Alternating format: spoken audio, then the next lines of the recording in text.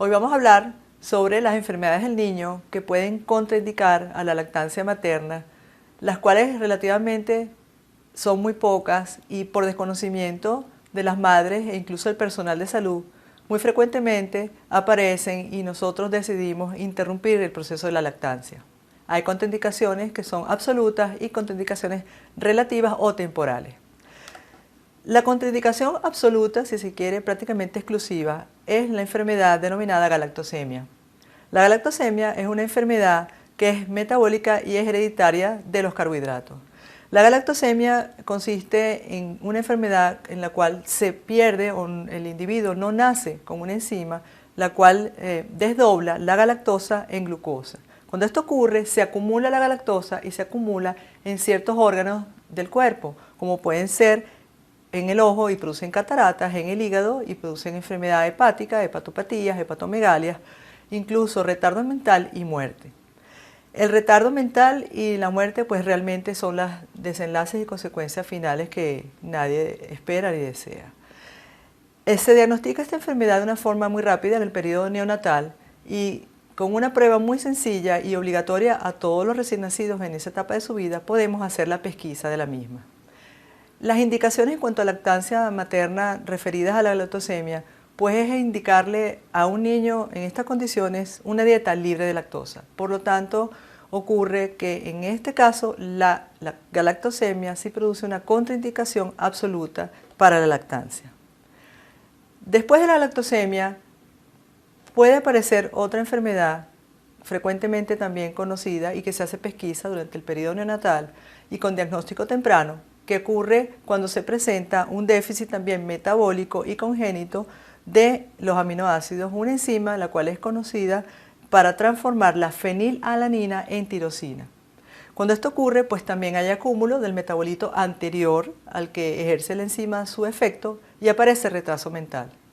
En este caso, el déficit de esta enzima puede ser parcial o total. Cuando el déficit es parcial, pues hay una solución relativa que es la lactancia materna. Se puede indicar, pero con algunas restricciones. Y se indica a su vez una alimentación especial para este recién nacido con esta condición. Una vez conocidas estas dos enfermedades metabólicas importantes en un recién nacido y de diagnóstico temprano en el periodo neonatal, podemos encontrar otras enfermedades que sí tienen más frecuencia y que realmente no contraindican la lactancia materna. La contraindicación siempre va a ser en estos casos relativa, parcial o temporal. En el caso del niño recién nacido que es hospitalizado por alguna condición de vida, pues lo primero que debemos hacer es conocer la causa de la hospitalización de este niño. Puede ser por prematuridad, puede ser por alguna enfermedad, alguna de las ya mencionadas, o por alguna infección que el niño traiga. ¿Qué debemos saber para decidir si puede recibir o no lactancia materna? Conocer la gravedad de la situación en la cual está el niño durante esa hospitalización. Entonces, ¿qué indicamos? ¿Qué debemos hacer? Primero, no separar a la madre del hijo, inclusive si el niño está en una unidad de cuidados neonatales o en terapia intensiva. Mantener la lactancia materna en la medida que el niño, que este bebé pueda recibirla, bien sea directamente al seno de la madre o por una sonda nasogástrica o por las condiciones en las cuales deba ser recibida la lactancia de acuerdo a la patología que lo mantiene hospitalizado. La madre puede extraerse la leche a través de una técnica, la cual es muy sencilla, y conservar la leche para después ser suministrada al bebé en todo momento cuando sea indicado. Y las otras vías, pues ya como les mencioné en algún momento, pues aparte de ser la lactancia directamente al seno materno, pues puede ser por sonda nasogástrica, por un gotero o por un suministro de vaso, taza o cuchara. También el niño puede presentar ictericia, no necesariamente una causa de hospitalización. Lo primero que debemos saber como personal de salud es si la ictericia es fisiológica o patológica. ¿Cuándo hablamos de una ictericia patológica? La ictericia patológica se presenta cuando en las primeras horas de vida se produce alguna incompatibilidad de grupo sanguíneo o de factor RH entre la madre y el hijo. Realmente ese es un diagnóstico de una enfermedad y que tiene otras indicaciones realmente médicas. Pero la ictericia fisiológica se presenta en los niños después de las 48 o 72 horas de vida y realmente es de forma pasajera, pasa entre 5 y 7 días y se produce por, en algún momento el hígado debe ir metabolizando la hemoglobina hacia bilirrubina y es un poco lento este efecto durante estos días, pero realmente solo es una enfermedad pasajera, sencilla y que no contraindica a la lactancia materna. Lo importante es hacer el diagnóstico diferencial de una u otra y decidir en el momento en cuál se debe indicar la lactancia. De todas formas, no hay contraindicaciones para ninguna de las dos, a no ser que el niño estuviera hospitalizado, y ya conversamos acerca en la lámina anterior. ¿Qué es lo importante como personal de salud saber? También que existe una ictericia atribuida a la lactancia materna. Esa es una ictericia que se puede presentar ya después a las 2 semanas de vida y puede prolongarse en el tiempo. Y para algunos autores, hace mucho tiempo, cuando no se conocía todos los beneficios y las bondades de la lactancia, indicaban suspender la lactancia para poder hacer un diagnóstico diferencial entre una ictericia fisiológica y una ictericia por lactancia. Realmente se ha demostrado que el niño que es amamantado, pues la leche contribuye a que ese pigmento biliar sea eliminado rápidamente por las heces, y con razón actualmente no se debe indicar ningún otro elemento sino la leche materna para que ese niño vaya pasando también su ictericia por lactancia. Se debe amamantar y bueno, fíjense que en algún momento indicaban agua, azúcares u otros sustitutos, incluso fórmulas. Está demostrado científicamente que la ictericia por lactancia pues no reviste ninguna peligrosidad para el niño y que mejora con la misma leche materna. Las infecciones. Bueno, las infecciones pueden ser también locales o sistémicas y pueden presentarse desde el periodo neonatal hasta el periodo del lactante y más allá en la vida de un niño. Pero evidentemente las que nos atañen al efecto son las infecciones locales que tengan que ver con la boca. Entonces en la boca puede presentarse una infección denominada candidiasis oral producida por un hongo, Candida albicans, y esa candidiasis generalmente está también en la areola y en el pezón de la madre. Las enfermedades sistémicas son graves, puede ser una infección grave como la sepsis o lo que está en acróstico, TORCHS, que es TORCH, son enfermedades heredadas como citomegalovirus, toxoplasmosis, rubiola, lues y el VIH. Finalmente, estas enfermedades que sí son graves comprometen la lactancia, pero en una forma temporal.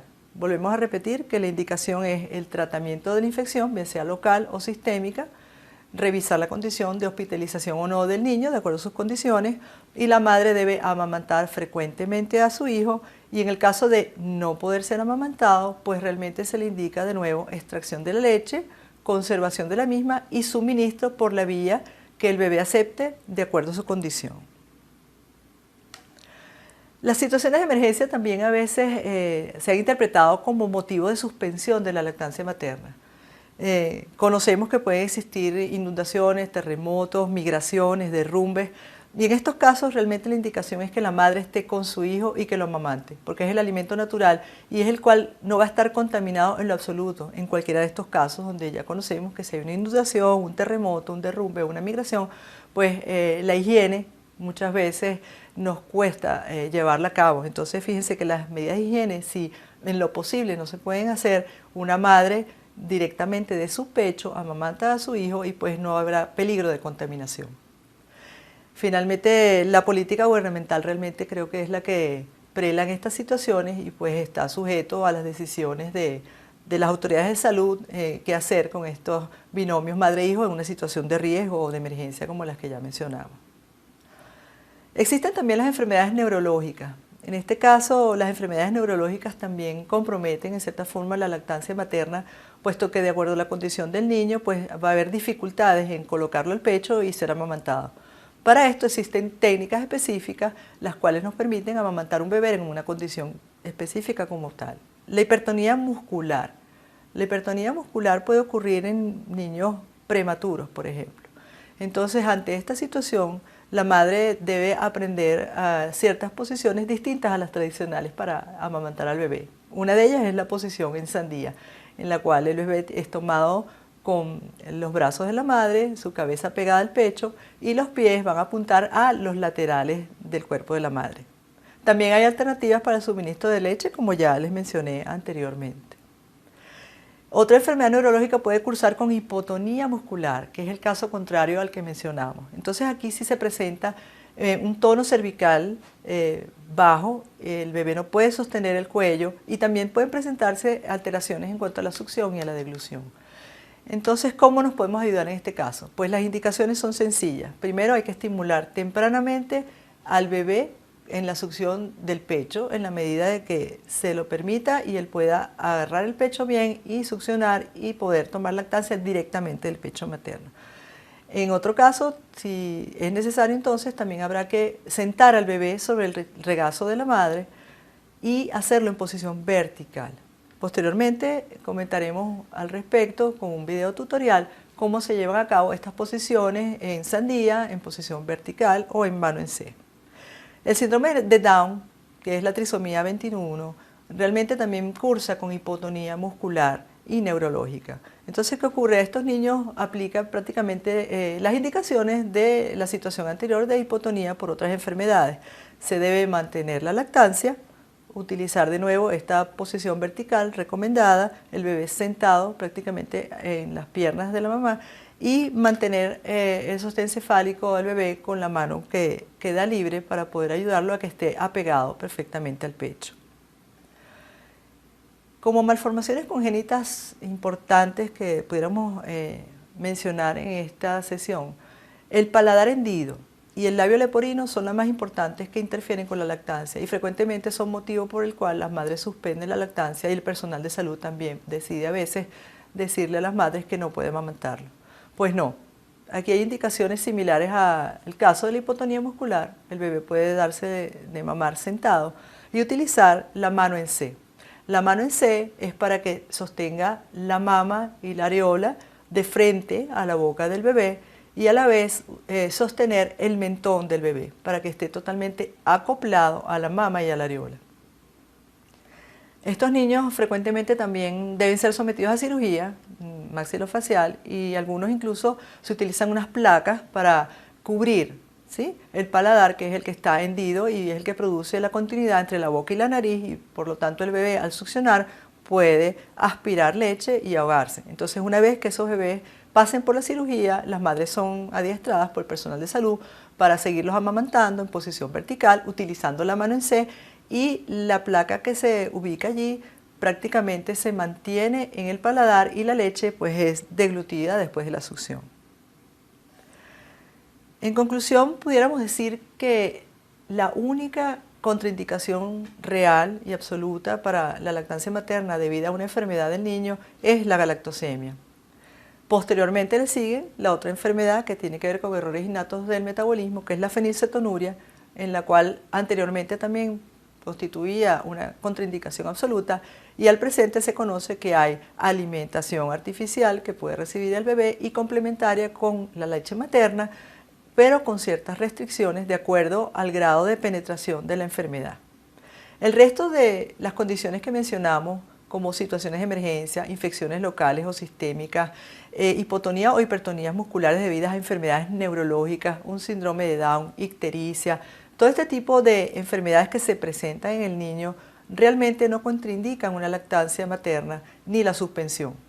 Todas ellas deben ser evaluadas, individualizado cada caso y seguir indicaciones generales que prácticamente las comparten todas ellas y que no son indicaciones de difícil seguimiento toda vez que el personal de salud esté preparado para preparar, conversar y empoderar a esas madres al respecto con técnicas muy sencillas como las que a continuación podemos apreciar en un tutorial que está dirigido para aprender a cómo enseñar a las madres sobre técnicas distintas de posición para amamantarlos, como son la posición vertical, la posición en sandía y cómo se utiliza la mano en C.